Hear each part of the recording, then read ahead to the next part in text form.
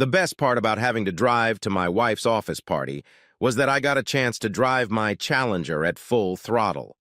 The worst part was that the faster I went, the faster I got. The party was at the company cabin, and there was a nice 20-mile stretch of road leading up to it. No stop signs, no traffic lights, no traffic jams, just an open road waiting for the Dodge to do its thing. It also meant no gas stations or stores. Donna and I had grown distant from each other since our daughters got married. I had hoped for the opposite, but it wasn't to be. Donna insisted that I accompany her to the event, even though I stated that I did not want to go. She used to go alone. Donna was a drinker, and I was not. Admittedly, I drank beer occasionally. She was also a social butterfly, and I was not. For the last year, I suspected she was having an affair. At this point, I didn't really care. I think that was one of the reasons we were drifting apart. I wasn't in a rush, just looking for a way out of an unpleasant relationship. I needed a way to end the affair. I have to admit that I was probably the reason my wife decided to seek more favorable circumstances. I'm an odd kind of minimalist, so to speak. I grew up in a very poor family. My brothers and I had much less than most kids our age. By that I mean things like bicycles, toys, pets, fancy electronic gadgets, and the like. It was almost like the Amish without religion. I wasn't stupid, and I was well aware of how the normal world worked, but I couldn't bring myself to accept it. I knew it was important to stay out of debt. It's important to pay your bills, and it's important to set aside something wisely for retirement. You don't have to be a fanatic to live a comfortable life as a minimalist, but you do have to keep yourself in check. Allowing yourself a few indulgences can help you appear normal to most people. My biggest indulgence was my marriage and family.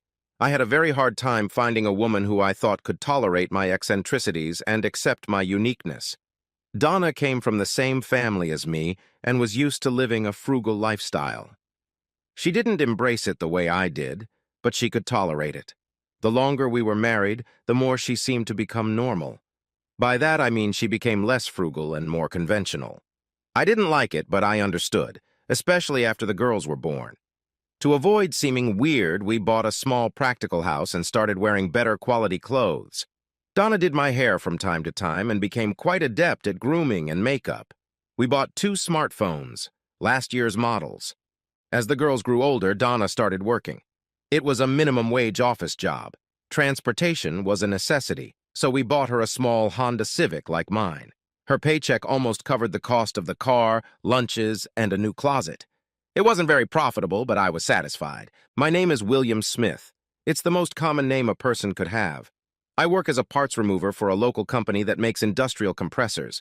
It's a very routine job, but I like it. I was happy with the position and the pay. At times I've been offered a promotion, but I've turned it down. I didn't tell Donna about it, the second perk I kept from my wife. I thought it was wise to save for retirement. Every chance I got, I bought an ounce of Krugerrand. I had over 30 of them in my basement safe, and I was just getting started. My last indulgence was a 1970 Dodge Challenger. My older brother John died working on an offshore oil rig. He left me the Challenger in his will.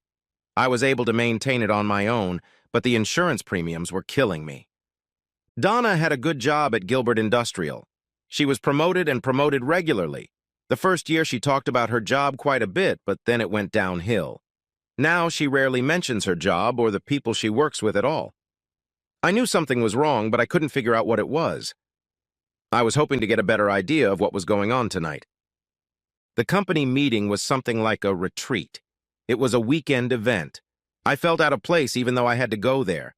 I had met all of her employees at one time or another, and I didn't like any of them. We pulled onto the highway in Holbrook, and I was finally able to let the Challenger go. She reacted just as I had anticipated. Donna wasn't thrilled about the speed, but she kept her mouth shut. Yes, I was indeed speeding. No, I didn't care. "Bill, what's the rush? We have plenty of time to get there. Why don't you slow down?" "I can't wait to get there. You know very well I didn't want to go there at all. I'm just using this time to clean the engine. It needs to run from time to time." "Please try not to be pampered. This weekend is important to my career. Mrs. Simpson said you need to be here too." Marge Simpson was the wife of company president Glenn Robertson Simpson. It was old money and old business. Why? What do you mean? why it's so important for me to attend this company event. I don't understand. Bill, it is imperative that you fully understand my new position in the company so that you can give me the support and assistance I need to do my job. I still don't understand. I'm sure Mrs. Simpson will be able to explain it all to you when we get there. I have always supported you in the past. Why is it different now? My new position comes with a lot of unique responsibilities. Marge said you should be introduced to them gradually so you can fully understand them. It might be difficult for you to understand at first, but she assured me that you'll come around. By the time we reached the lodge, my adrenaline was at an all-time high. It didn't take a genius to figure out what Donna was trying to say. This was going to be an interesting weekend. When we arrived, Donna entered the lodge, leaving me to drop off my bags. I felt put on the spot. "Hey, nice wheels, Mr. Smith. What are they, 70 or 71? It was Toby Wallace, the company's officer boy goofer. "Hey, Toby, how's it going? This is 70. Toby introduced me to his wife, Bonnie. They were sitting on the porch, but it looked like everyone else was inside. I looked around the parking lot and figured there were about 16 cars and one old beat-up truck at the end of the lot. We spent the next 5 minutes talking about the Challenger. "What are you guys doing outside? Why aren't you and Bonnie inside with people?" "They're not our kind of people, Mr. Smith. We were hoping to leave early, but Mrs. Simpson insists we stay. We came early today to help get everything ready. All the caterers left about an hour ago." "You'll have to explain yourself. What's going on?" "Something suspicious, but I don't know what it is. I don't want to upset you, but I think it has something to do with your wife." "Are you staying the whole weekend?" "No. That's why I parked my truck at the curb so I wouldn't have to worry about having to get out later." Things were getting more interesting by the minute. "Well, I'd better get my stuff to our room. Let me know before you leave, okay?" "Sure, Mr. Smith, be careful. Don't do anything stupid." Luckily, it was only 2 small bags. When I entered the cabin, Mrs. Simpson caught my eye, smiled, and waved. Donna was waiting for me at the top of the stairs and looked a little concerned that it was taking me so long to get in. "It's about time, Bill. We have a few hours to get ready for tonight. Get yourself cleaned up and wear something presentable. It's going to be a special evening, and I want everything to be perfect." "If you don't mind, I'm going to take a little walk around the grounds to unwind. I'll be back in plenty of time." As I left the room, I noticed a slight smirk appear on my face. It was a little chilly, which made my walk more enjoyable. As I suspected, there were indeed 16 cars here. They were mostly Mercedes, a few Jaguars and Lexuses. 4 cars had license plates from other states. I was a little puzzled, trying to figure out how a woman in my wife's position could claim to be among people of this caliber. She, or should I say we, were definitely out of place. Something was not right. I noticed Toby and Bonnie loading things into the truck. I waved at them and walked over to chat for a bit. "I see that Mrs. Simpson has decided to let you go." "Not really, we're kind of sneaking out." "I don't feel comfortable here, Mr. Smith. Toby thought we should stay, but I talked him out of it." Bonnie hastened to add, "Would you do me a small favor and stay here until after the evening buffet? I'm a little worried too, and I'd appreciate it. I have no idea what's going on, but I don't like it." Great minds think alike, don't they, Bonnie? She blushed slightly at my feeble attempt at a joke. "I think we might. There were crabs and oysters on that serving line." I think I was supposed to like Toby. I did get dressed, as my wife insisted. No sooner had we approached the buffet than the hostess took my hand and led me into a quiet alcove. "We're so glad you decided to come tonight to support Donna. This is a big step in her career, and it's very important that you support her fully. The pay raise and benefits are very substantial, and I'm sure you'll be pleased." Pardon me for asking, but what position are we talking about? Donna was a little evasive. When I ask her about it, she usually just waves me off and tells me to wait until tonight. "No need to worry, William. I think she just wants to surprise you." "You didn't answer my question." "There is no official title. I guess you could just say she's a personal assistant." "I see. Well, the buffet looks good. Thanks for the explanation, Mrs. Simpson." "Marge, please call me Marge." I spent the next hour or so trying everything. Donna was busy socializing with important people, so Toby, Bonnie, and I were able to spend a little more time together. We were just finishing up our work when Mrs. Simpson came up to us. "William, Donna said you brought your sports car with you tonight. I was wondering if you'd mind doing a little drink run for us." I smiled and nodded my head. "There are 3 cases of wine at the ABC store in Holbrook. They're already paid for, so all you have to do is drive over and pick them up.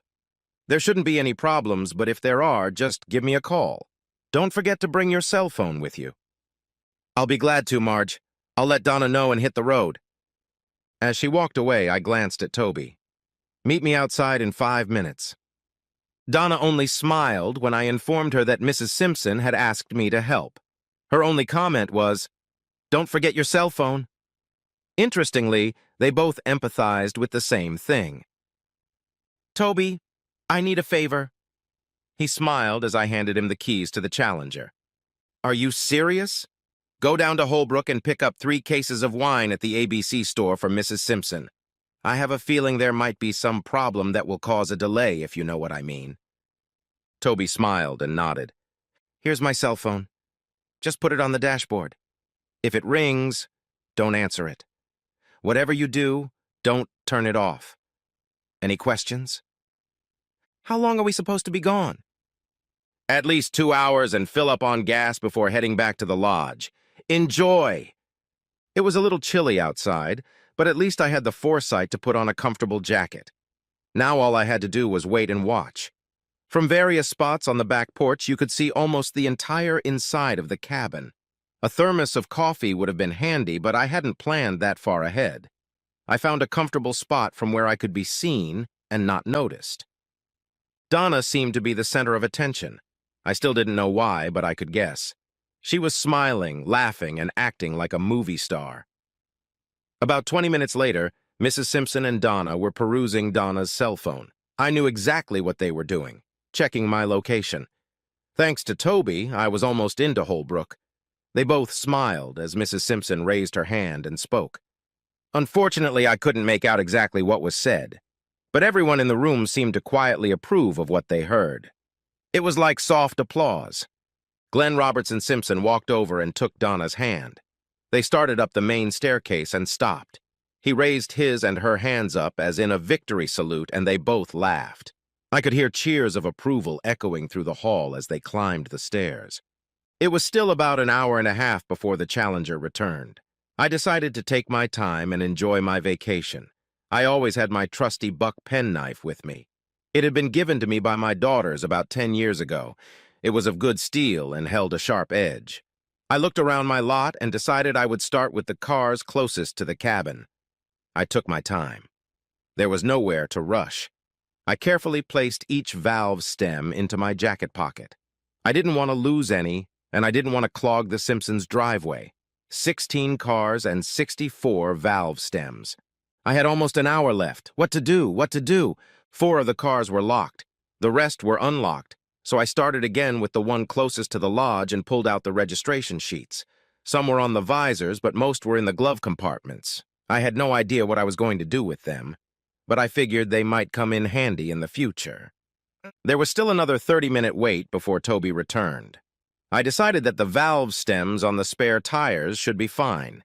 Since I had access to the cars, I had access to the trunks as well. 20 minutes later, I had 10 more stems. 2 cars didn't have spare tires. I know it was petty and juvenile, but it gave me a mild satisfaction. I don't really like confrontation, so everything I did or was going to do was low and mean. I didn't have self-esteem issues, so I didn't feel the need to look manly or heroic. Let all alpha males take on that role. 20 minutes later, the Challenger returned. Toby and Bonnie seemed to be enjoying the ride. He confirmed that there was indeed a delay at the ABC store, as I had expected, and it seemed to have been pre-planned. While they were gone, there were no calls on my cell phone. I turned it off and removed the SIM card. They were anxious to get home. I thanked Toby, wished him a happy journey, and urged him to find another job as soon as possible. I'm sure the cases of wine in the truck were quite expensive. Solving that problem was easy. I simply placed all 3 crates on the porch of the cabin. There was no way I wanted them to accuse me of stealing. The trip home was uneventful. There wasn't much of importance to me in the house, a few personal papers, a laptop, and my Krugerrands. I was originally going to set the house on fire before I left, but that would have turned Donna into a martyr, and I didn't want to do that. 2 hours later, I was on my way. I didn't feel the need to leave the traditional note or wedding ring. Let her figure it out on her own. I wasn't in a hurry to get anywhere, nor did I have a destination in mind. I was traveling for 2 days. Monday morning, I called work to let them know I was leaving. I asked that my last check be sent to my parents' house in Carlisle. They were unhappy that I had quit without notice. I apologized but offered no explanation. You can always count on a good breakfast at the Waffle House. On my way out, I picked up the local newspaper, The Merchandiser, and found an interesting ad looking for staff for a local supermarket. They were looking for someone to clear merchandise off the shelves from 10 p.m. to 6 a.m. After having breakfast, I took a look around the market. It was located in an eclectic, older neighborhood in Chattanooga. I spent the next hour driving around the neighborhood. There were many old cottages and a few mobile homes in the immediate neighborhood. I could have been happy in a small trailer, but I was hoping for something bigger. And then I happened to come across a sign offering a garage apartment for rent. I wasn't interested in working the market yet, but I didn't want to pass up the opportunity to rent a garage apartment. The garage wasn't included in the price, but when I offered $50 a month more, they agreed. It was a small one-bedroom, half-bath apartment. It was furnished with a bed, dresser, table, and chairs. The rent was reasonable and the location was convenient, so I agreed. I would solve the bathroom problem later. At least I had a home for the challenger.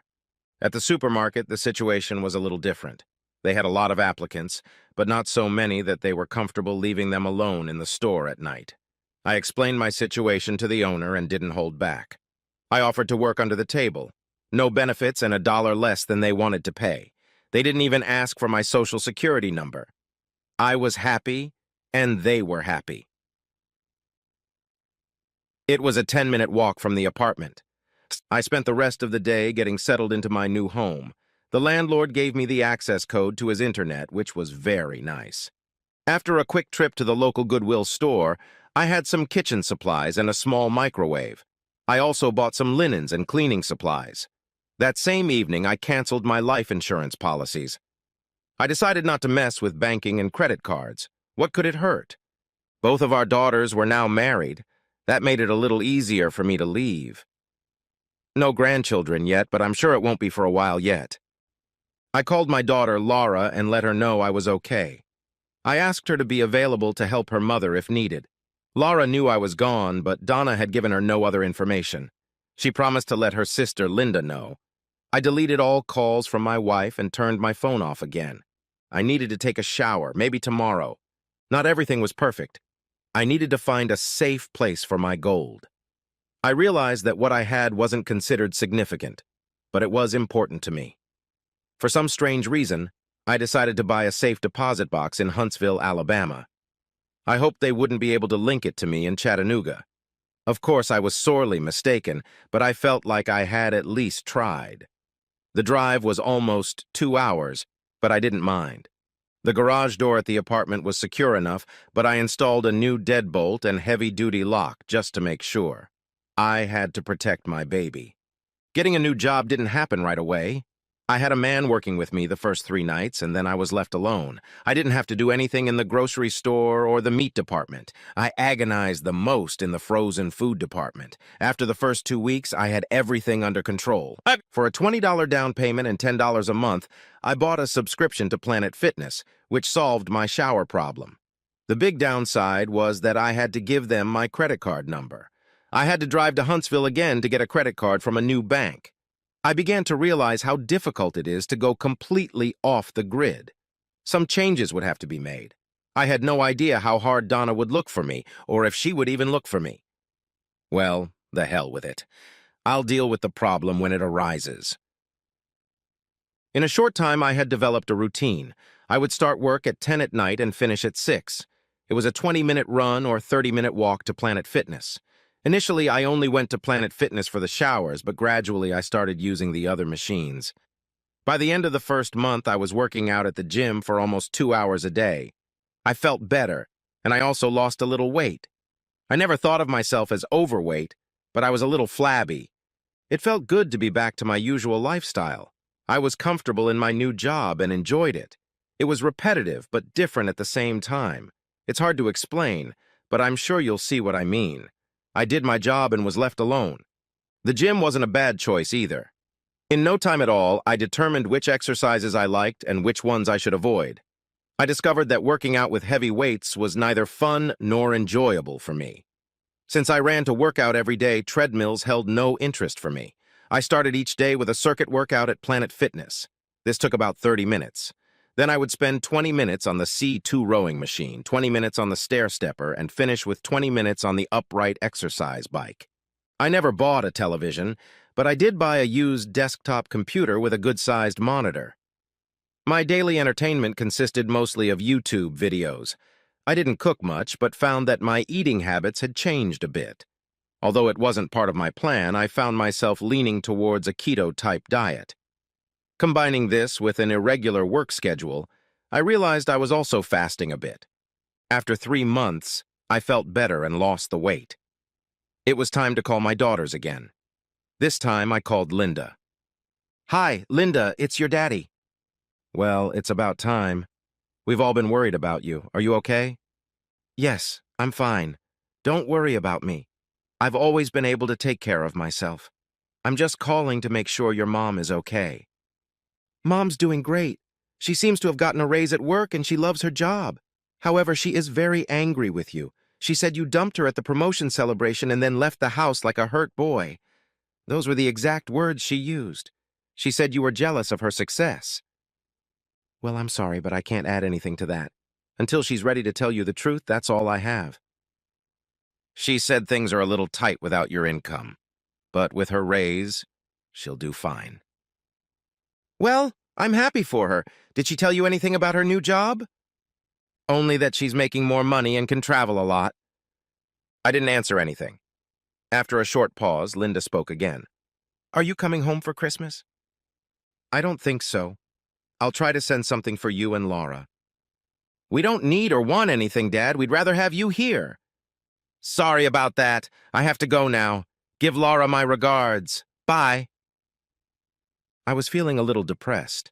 I got the feeling that my daughters didn't understand the situation and thought I was the cause of all the problems.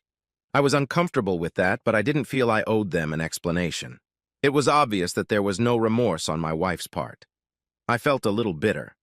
From what my daughter had told me, Donna was doing just fine without me. I still didn't understand why she wanted me home. I finished my case of black and tan and spent the weekend feeling dejected. My beer consumption was on the rise. As the weeks passed, things began to improve.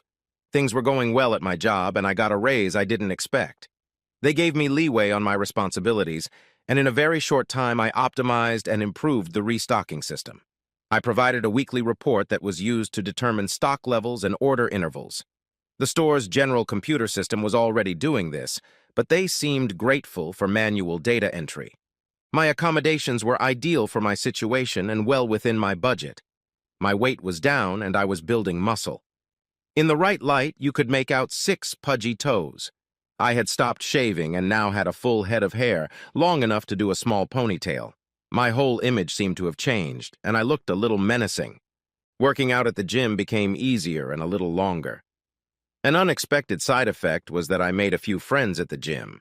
They weren't really friends, but more like acquaintances. I was very wary of female gym rats because I didn't want any indecency issues. With the guys, it didn't matter. In fact, we bantered with each other on a regular basis. However, there was one very unusual alliance. Her name was Harry, or at least that's what everyone called her. She wasn't very friendly and rarely spoke to anyone. I turned out to be the exception. Every morning she was there and worked continuously for at least 2 hours. It was an intense workout, not subtle yoga. By my estimate, she was in her early 40s. She had a strong build and always wore sweatpants and a sweatshirt. All the other women flaunted their bodies in tight latex and skimpy outfits. But not Harry. I was getting harassed because I was the only male in the entire cage that she talked to or even looked at. I didn't encourage her, but I didn't deny her anything either. To be honest, I was a little flattered. Several months went by, and I still hadn't contacted my daughters or my wife. I just couldn't bring myself to do it. I made several trips to Huntsville to add to my Krugerrand collection.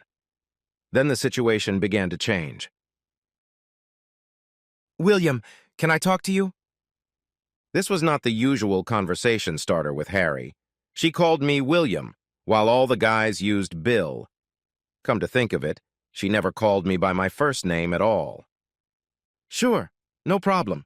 Is there anything I can help you with? Pretty much, yeah.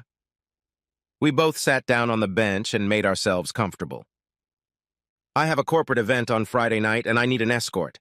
I'll cover all expenses, and I just need you to come with me. I noticed that you don't drive, so I will also provide you with transportation. I can reimburse you if you need it. I hesitated and she quickly realized it. I'm sorry, did I do or say something wrong? No, not at all. It's just that I have a few skeletons in my closet, so to speak. If you can get around them, I'd be happy to help you. Okay, what are the problems? For one thing, I'm married. Oh, damn, you never mentioned a wife. I guess that puts things in perspective. No, not at all. I just wanted to warn you in advance. I haven't seen or spoken to my wife in over 9 months. I don't even know if I'm still married. Have you filed for divorce or separation? No. What's next? I don't have anything appropriate to wear. No suit, no jacket, no dress shirts, no casual shoes. All of those things I don't need, so I don't have any. No problem. I can take care of that. That's why I'm asking for an appointment a week in advance. I work nights, but I think I can free up an evening without a problem. I'm glad you've solved that problem. She smiled when she said that. What else? Do you want me to shave or something? William, I like your beard and hair, but honestly, you're a little unshaven. Would you mind if I had my stylist take a look at you Friday afternoon? A stylist? She smiled. I groaned and nodded that it was okay. Thus began my relationship with Harry, professionally known as Harriet Parker, attorney at law. On Tuesday, I found myself at Joseph A. Banks.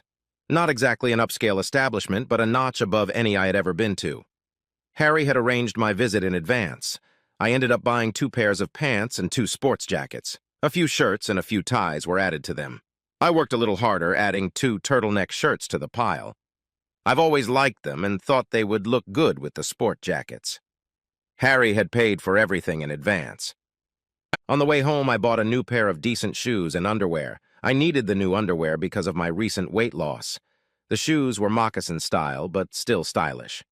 On Friday, my visit to the stylist went well.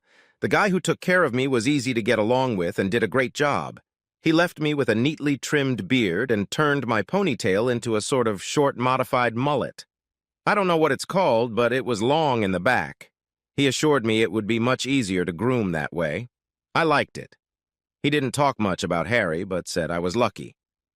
Harry showed up at the apartment at 6 o'clock in the evening. She didn't get out of the car, just honked briefly. The Lexus looked out of place in my neighborhood. I opted for a gray jacket and gray turtleneck. I thought I looked good, but I had no frame of reference. I was thankful she was driving because I didn't know my way around town. Harry, before we go in, can you explain exactly what I should do or not do tonight? The first hour or so we'll probably socialize. You don't have to participate. Most of the people here will turn out to be arrogant snobs you don't want anything to do with. Avoid them if you can. Mostly, I want you to stay close to me and keep all sorts of cocky people away. Try not to be obvious, but don't let any of them elbow you either.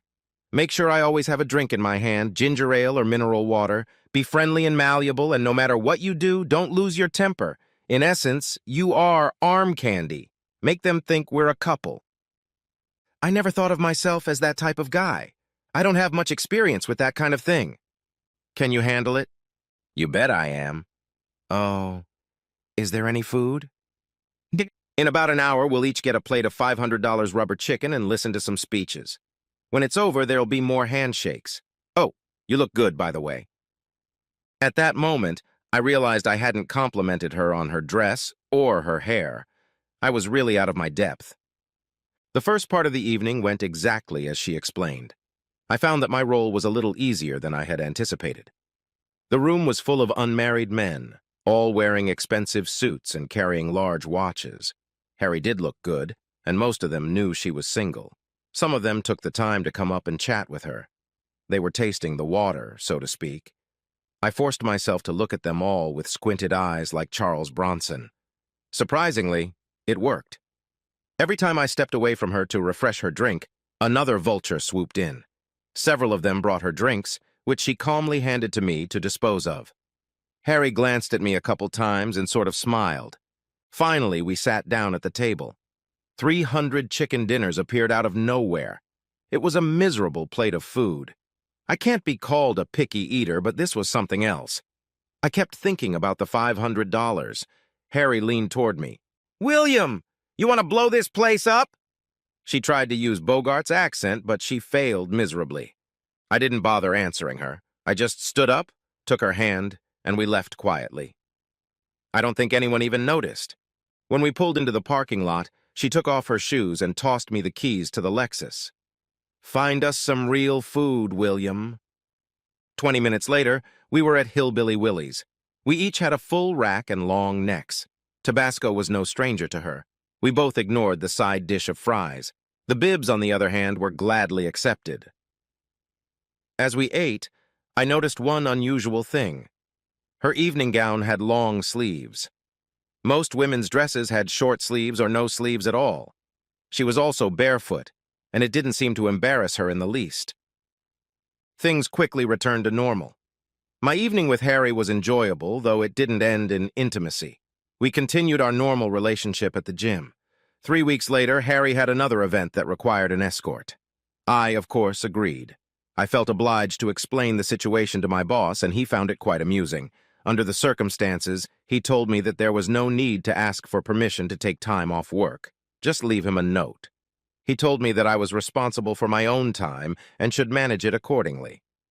Harry's daily workout at the gym was quite intense. She monitored her heart rate and sweated a lot. She was always fully clothed. Most female athletes wore sports bras and shorts. Harry wore sweatshirts and long pants. It seemed pointless, but I wasn't going to bring it up.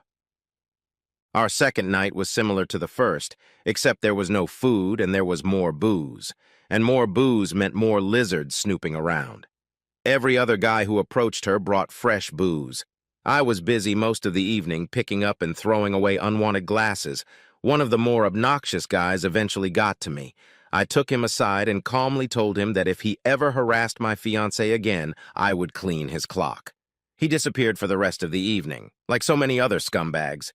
I didn't realize I'd become so formidable. After the sit-down, we went out for sushi, but ended up eating $40 worth of sashimi. It was another fun, platonic evening. 2 days later, Harry surprised me while I was rowing. "Why didn't you tell me we were engaged? I was a little embarrassed yesterday when some of my coworkers at work asked me about it." She didn't wait for an answer, but smiled. I called Laura. She said Donna was avoiding her and Linda. Laura only knew that Donna traveled a lot and that people stayed at the house regularly. I asked if her mother had filed for divorce, but she didn't know anything. For weeks now, she and Linda hadn't spoken to each other. For some reason, I was pissed off. The more bottles I emptied, the worse I felt. The next morning, I picked up one of the flat boxes at the post office and mailed 74 valve stems to Glenn Simpson of Gilbert Industries. In the mail, I included a short note. "Thanks for a fun evening." It had been over a year since the party, but I was sure he would remember it. I skipped the gym that day. I didn't feel like working out with a hangover. The next day, I got a 3rd degree from Harry. I promised to explain everything to her the next time we had dinner together. That night, she picked me up at 6. Harry took me to Ruth's Chris Steakhouse. It was my first time at a place like that. I dressed decently for her. She listened silently and didn't judge me all evening. I got back to my apartment just in time for the start of my work shift. The next day at the gym, Harry asked me another question. Did I know any of the people who were at the cabin that night? When I told her I had the names and addresses of everyone who was there, her eyes lit up. After practice, she went into the apartment and I handed her an envelope with 12 car registration papers. She grabbed them and kissed me on the cheek. There are 15 types of lawyers. Harry was a personal injury lawyer. She tried to explain everything to me, but all I did was smile and ask how much it would cost me. All I got in response was another kiss on the cheek. 3 days later, I got a call from my daughter, Linda. Donna had called her to see if she knew where I was. There was some kind of problem at Donna's work, and she was in the middle of it. She was not happy and needed to talk to me immediately. Linda refused to tell her anything. I wondered if Glenn had gotten those valve stems. I called Harry and told him I would pick her up in 20 minutes. Her office was in an upscale shopping center. It was beautiful, but not too flashy. Harry had never seen a Challenger. The subject of my owning an automobile had never come up. The sound of the engine preceded my arrival and elicited a few curious looks from her office as she walked out to the car. I walked over to open her door and smiled at all the gawkers. Harry laughed as she got into the car. "Well played, William. Well played." "I suppose you'll want an engagement ring now?" "In due time. Take your time." I kept the Challenger under control until we crossed the Tennessee River. Then I began to open it up little by little. Route 72 leading to Huntsville is a good stretch of road, but not the best place for a demonstration. 2 hours later, we were already sitting in dreamland. "William, all the people who were at the lodge that night have been served today." "What do you mean served?" "It's a lawsuit. The actual term is malicious behavior contributing to the destruction of a marriage." "And such a thing actually exists?" "It appears that all the necessary categories were met. Their behavior was deliberate, extreme, and caused you severe emotional distress." "That's probably why my wife was upset." By then, we each had a slice of dreamland ribs in front of us. The conversation slowed down a bit. Harry had just finished sucking on the last rib when she looked up. "What do you mean your wife is upset?" "My daughter Linda called me today and said Donna needed to talk to me. There's a big problem at work, and she's somehow involved in it. I don't know anything else." Glenn Simpson and Gilbert Industries are being sued for $1 million. The other 11 people are being sued for $100,000 each. "I'm not trying to be a smartass or anything, but do you think this will work?" "Sure. It may not be as easy as it looks, but I think some interesting things could happen."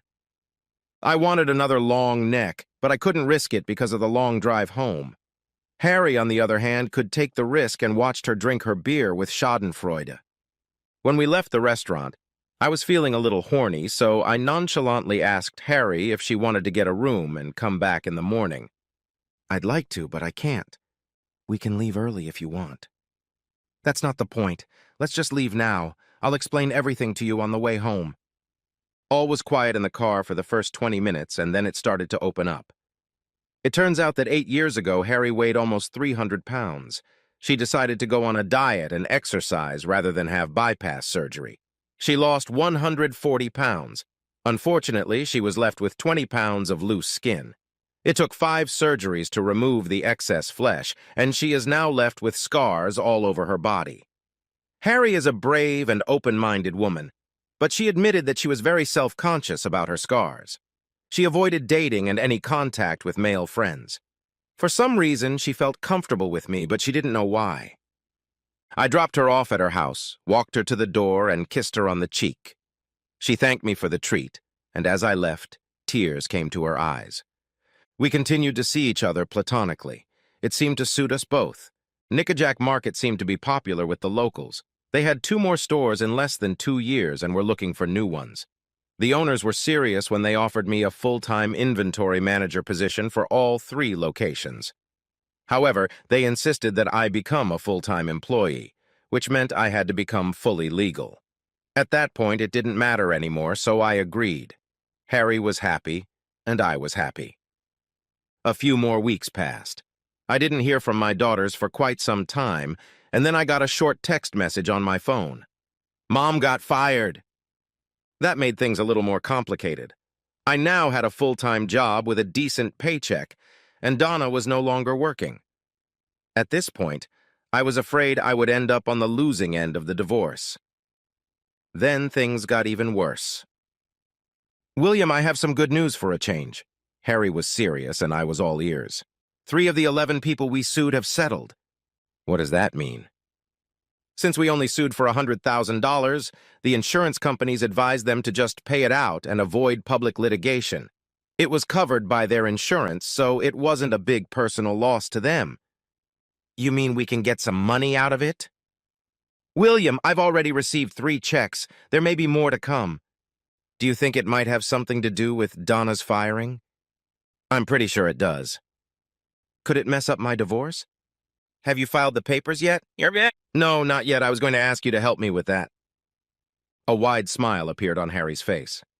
William, pack a small bag and get the Challenger ready. We're going to take a trip to see your wife. We'll leave early Thursday morning. Now I was smiling. We left at 6 in the morning and checked into the Sheraton Hotel 10 hours later. Challenger was happy. I called Linda and asked her to invite Donna and Laura to lunch at the Reading Motor Inn the next day. The dinner conversation was a little awkward. Choosing from the Red Lobster menu was fun, and we ended up spending more money than we had bargained for. We didn't care, as it was a celebration of sorts. Our conversation was varied and confusing. Why?